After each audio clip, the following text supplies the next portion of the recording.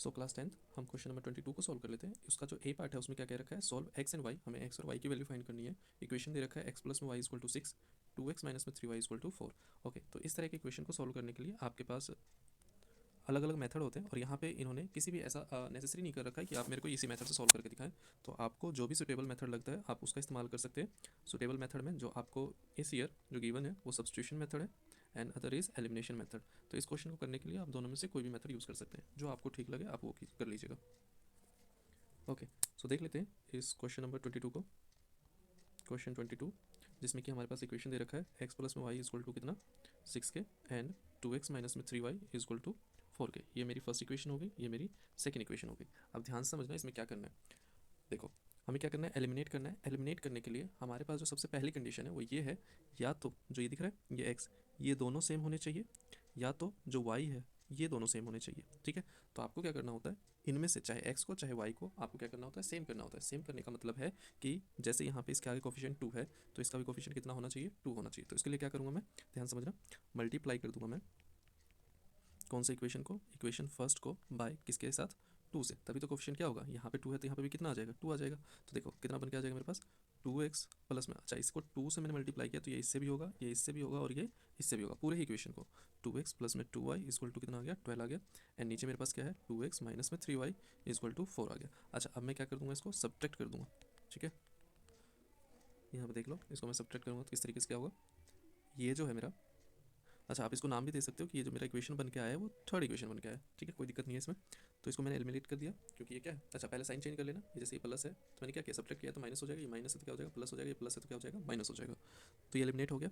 अब यहाँ पे ध्यान देना, ये प्लस का है, ये माइनस कंसीडर नहीं करेंगे, इसको प्लस ही कंसीडर करेंगे। तो 2 और 3 कितना हो जाएगा, 5y इक्वल टू कितना आ गया, 12 में से 4 गया कितना बचेगा, 8 बच गया। ठीक है, अब y की वैल्यू सोल्व करूँगा तो कितना आ जाएगा, y इसके साथ मल्टीप्लाई करें, नीचे जाकर क्या हो जाएगा, डिवाइड।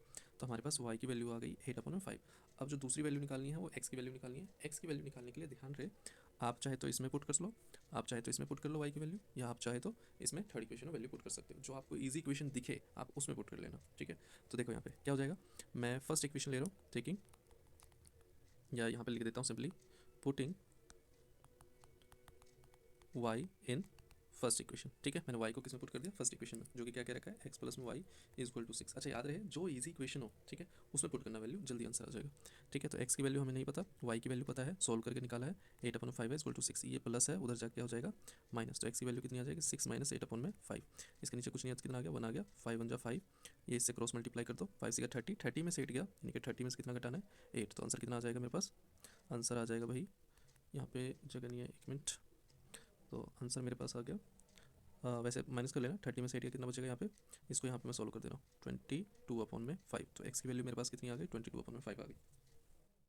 क्वेश्चन नंबर 22 का बी पार्ट देख लेते हैं। इसमें क्या कह रखा है, ध्यान समझना, find out whether the following pair of linear equations are consistent और इनकंसिस्टेंट। तो इक्वेशन गिवन है, हमें ये चेकआउट करना है कि ये कंसिस्टेंट है या इनकंसिस्टेंट है। तो यहाँ पे कुछ बेसिक चीज़ें जो आपको पता होनी चाहिए, जो इक्वेशंस होते हैं उनको दो कैटेगरी में डिवाइड कर लेते हैं, एक जो है कंसिस्टेंट और एक क्या होते हैं, इनकंसिस्टेंट। ठीक, अब इनकंसिस्टेंट के लिए केवल और केवल इक्वेशन की एक ही कंडीशन होती है, वो क्या है, a1/a2 इक्वल टू b1/b2 और नॉट इक्वल टू c1/c2। अगर ये कंडीशन देखते हैं वैलिड है, ठीक है, या ये कंडीशन आ रही है इक्वेशन को सॉल्व करने पे, देन वो इनकंसिस्टेंट इक्वेशन कहलाएगी। और बाकी जो दो हैं, जैसे a1/a2 not equal to b1/b2, तो ये भी इनकंसिस्टेंट होगा ये कंडीशन में। ठीक है, और जो दूसरी कंडीशन है a1/a2 equal to b1/b2 equal to c1/c2, ये कंडीशन में भी ये इक्वेशन क्या होगा, कंसिस्टेंट होगा। ठीक है, अच्छा यहाँ पे ना लाइंस के ऊपर भी क्वेश्चन पूछा जाता है कि किसकी लाइंस कैसी होगी। तो ध्यान समझना, जो इनकंसिस्टेंट वाली होती है वो कैसी लाइंस होती है, वो होती है पैरेलल लाइंस, वो पैरेलल लाइंस बनाती है दोनों इक्वेशन। ठीक है, अब यहाँ पे मैं क्या करता हूँ, यहाँ पे इस वाली कंडीशन का बता देता हूँ, a1/a2 not equal to b1/b2। तो इनकी जो लाइंस होंगी ना इक्वेशन की, वो कैसी होंगी, इंटरसेक्टिंग लाइंस होगी, क्योंकि इस पर भी क्वेश्चन पूछा जाता है इसलिए मैं करवा दे रहा हूँ। और एक ये रह गया, तो इसमें कैसा होगा, कोइंसिडेंट लाइन होगी। जो इक्वेशन की लाइंस का जो ग्राफ बनेगा वो कोइंसाइड करेगा। इसका क्या मतलब है, ध्यान समझना, इसका मतलब है जो इक्वेशन होगी, ठीक है, उसकी लाइंस आपस में क्या हो जाएगी, पैरेलल हो जाएगी। ठीक है, इस तरीके से भी हो सकता है। इसमें क्या होगा, जो लाइन होगी वो एक दूसरे के ऊपर क्या करेगी, कोइंसाइड कर जाएगी। ठीक है, और इस वाले कंडीशन में क्या होगा, जो इक्वेशन का जो ग्राफ हम बनाएंगे वहाँ पर जो लाइन आएगा वो एक दूसरे को क्या करेगा, कहीं ना कहीं इंटरसेक्ट करेगा। ठीक है, तो कुछ इस तरीके का ये क्वेश्चन है। तो ध्यान समझना, हमें क्या करना है, चेकआउट करना है कि कंसिस्टेंट है या इनकंसिस्टेंट।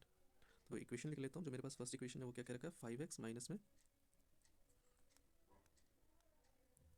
5x माइनस में 3y इक्वल टू 11। ठीक है, अच्छा इसको मेरे को क्या करना पड़ेगा, सॉल्व करना पड़ेगा। इसमें जो c है वो आपको लेफ्ट हैंड साइड लेके आना होता है। ठीक है, तो -11 आ जाएगा, क्योंकि ये इधर जाएगा तो -11 आ जाएगा। ये स्टैंडर्ड फॉर्म होता है। ठीक है, और इक्वल टू 0। ये मेरे पास फर्स्ट इक्वेशन आ गई। ठीक है, और दूसरी इक्वेशन क्या कह रखी है, -10x plus 6y equal to 22। ठीक है, इस केस में भी मेरे को यहाँ पे c को स्टैंडर्ड फॉर्म में लिखना पड़ेगा। तो -10x प्लस में 6y माइनस 22 इक्वल टू 0। ये मेरे पास आ गई सेकंड इक्वेशन। तो ये है और ये है। यहाँ पे a1 b और c, इन सब की वैल्यू देख लेता हूँ कितना है। यहाँ पे है 5, यहाँ पे b की वैल्यू है 3 और c की वैल्यू है -11। कहोगे ये a b c क्या है, तो x वाली जो है वो a होगी, y वाली जो है b होगी, और जस्ट कांस्टेंट यानी कि जो नंबर है वो c होगी। यहाँ पे क्या है, a की वैल्यू यहाँ पे है -10, यहाँ पे b की वैल्यू है +6 और यहाँ पे c की वैल्यू है कितना, -22। अगर आपने ये सारा ऊपर का लिख लिया तो मैं इसको रब कर देता हूँ। ध्यान से देखो, अब जस्ट मेरे को इक्वेशन को कंपेयर करना है। ठीक है, यहाँ पे a1 अपॉन में a2 इक्वल टू कितने के बराबर है भाई, 5 अपॉन में कितना, -10। 5 1 जा 5, 5 2 जा 10। इसका जो आंसर आ गया -1 अपॉन में 2। अब जो सेकंड इक्वेशन, जो सेकंड पार्ट हमें कंपेयर करना है वो b1 अपॉन में b2। b1 कितना है, -3 अपॉन में कितना है, +6। 3 1 जा 3, 3 2 जा 6। ठीक है, इसका भी कितना आ गया, 1 अपॉन में 2 माइनस का। इसका नेक्स्ट क्या है, c1 अपॉन में c2। c1 की वैल्यू कितनी है भाई, -11 अपॉन में -22। ठीक है, तो माइनस से माइनस गया, 11 1 जा 11, 11 2 जा। तो देखो यहाँ पे क्या देखने के लिए मिला, यहाँ पे a1 अपॉन में a2 जो है -1 अपॉन में 2 है, यानी कि ये वाला जो पार्ट है मेरा बराबर है किसके, b1 अपॉन में b2 के, क्योंकि यहाँ पे भी -1 अपॉन में 2 है, यानी कि हाफ माइनस का। लेकिन क्या ये इक्वल है c1 अपॉन में c2 के, नहीं ये इक्वल नहीं है। क्यों, c1 अपॉन में c2 जो है वो कितना है, +1 अपॉन में 2, यानी कि प्लस का हाफ आया। ठीक है, तो ये कौन सा जो इक्वेशन है, यानी कि कंडीशन जो है वैलिड है यहाँ पे। तो a1 equal to b1 not equal to c1, यानी कि ये जो है इक्वेशन मेरा कौन सा है, इनकंसिस्टेंट है।